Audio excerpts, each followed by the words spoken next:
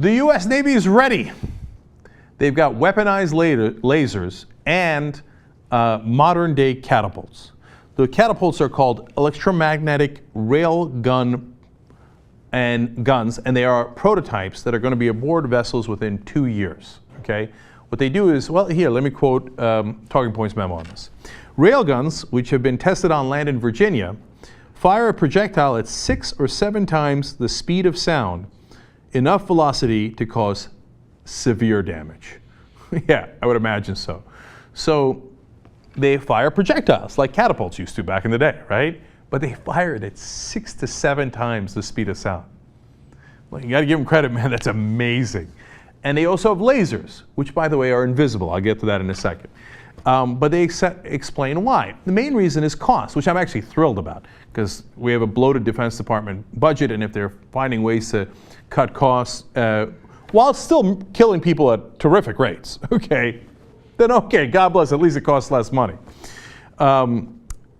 They explain that each interceptor missile aboard, like the old school missiles that we have on a U.S. Navy warship, costs at least $1 million a piece. Can you imagine that, man? Every time we fire a missile, there goes $1 million out the window. How much better off would we be if we spent that here at home? Okay, so now it turns out this technology is a lot cheaper. So Lauren Thompson explains, defense analyst at Lexington Institute, with a laser operating on about 30 kilowatts of electricity and possibly 3 times that in the future, the cost amounts to a few dollars per shot. That's awesome. Okay, that part I like. Now, what is a laser? Well, we actually brought in a doctor to explain that to you guys. Here, let's take a look. It's in essence a sophisticated heat beam, which we called a laser. Oh, okay, I understand. And this is the U.S. Navy, so where would the lasers go, Doctor? You know, I have one simple request, and that is to have sharks with frickin' laser beams attached to their heads. Well, it turns out you might get that request. They say in the article here in the Associated Press, just like in the movies, the Navy's laser directs a beam of energy that can burn through a target or fry sensitive electronics. Unlike the movie, the laser beam is invisible to the human eye. Damn. So you never see it coming. Just gone. And something gets fried.